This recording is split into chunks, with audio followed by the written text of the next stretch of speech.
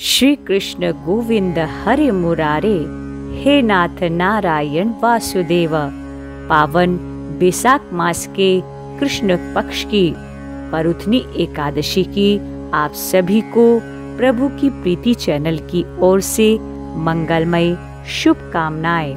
मित्रों, बैसाख का पावन मास श्री हरि विष्णु को अत्यंत प्रिय है।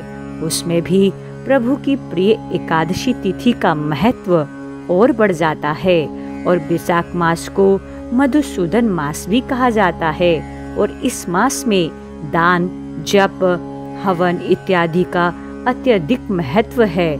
बैसाख मास में एकादशी व्रत का प्रभाव 100 गुना बढ़ जाता है।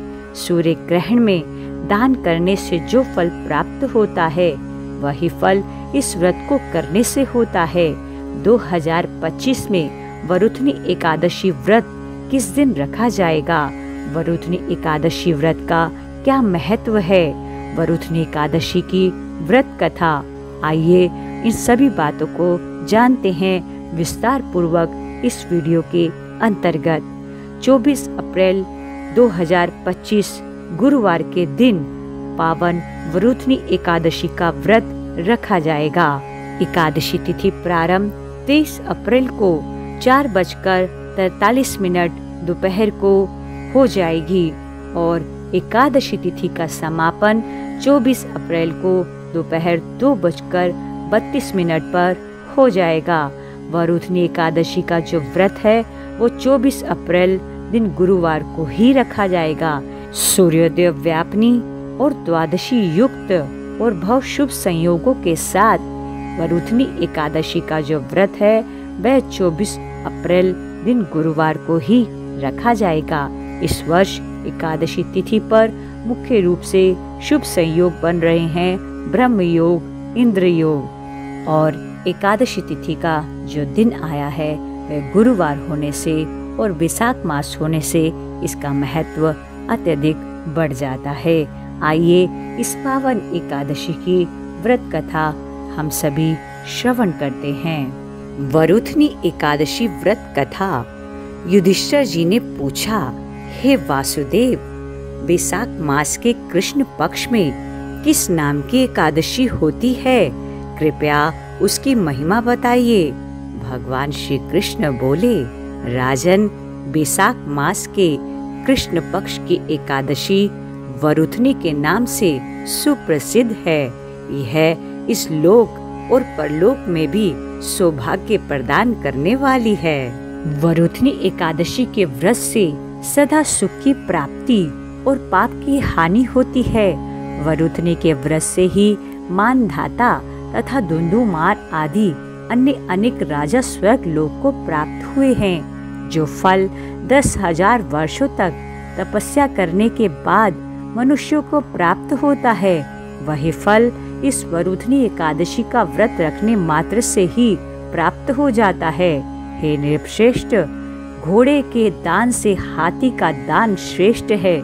भूमि दान उससे भी बड़ा है। भूमि दान से भी अधिक महत्व तिल दान का है। तिल दान से बढ़कर स्वर्ण दान और स्वर्ण दान से बढ़कर अन्न दान है, क्योंकि देवता, पितृ तथा मनुष्यों को अन्न से ही तृप्ति होती है। विद्वान पुरुषों ने कन्यादान को भी इस दान के ही समान बताया है। कन्यादान के तुल्य ही गाय का दान है। यह साक्षात भगवान का कथन है। इन सब दानों से भी बड़ा विद्या दान है। मनुष्य वरुथनी एकादशी का व्रत करके विद्या दान का भी फल प्राप्त कर लेता है।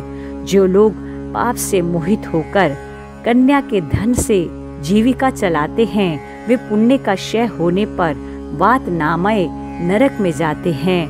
अतः सर्वथा प्रयत्न करके कन्या के धन से बचना चाहिए। उसे अपने काम में नहीं लाना चाहिए। जो अपनी शक्ति के अनुसार अपनी कन्या को आभूषणों से विभूषित करके पवित्र भाव से कन्या का दान करता है, उसके पुण्य की संख्या बताने में चित्रगुप्त भी असमर्थ है। वरुथनी एकादशी करके भी मनुष्य उसी के समान फल प्राप्त करता है।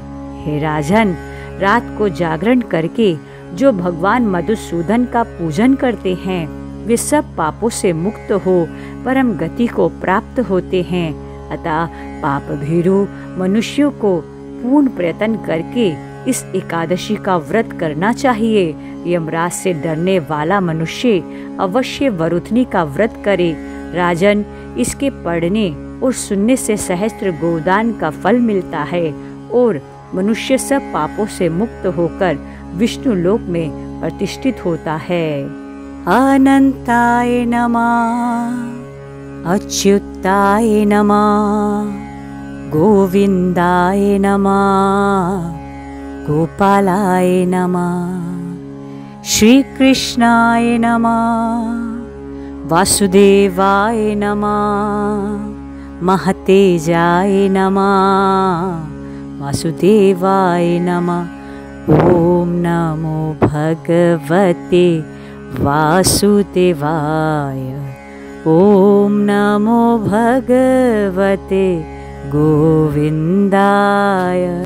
पावन वरुथनी एकादशी व्रत की इस महिमा को आप भी अपने मित्र जनों से अवश्य साझा कीजिएगा। देखते रहिए YouTube चैनल प्रभु की प्रीति। जय श्री कृष्णा, जय मदन गोपाल, जय गिरधर गोपाल।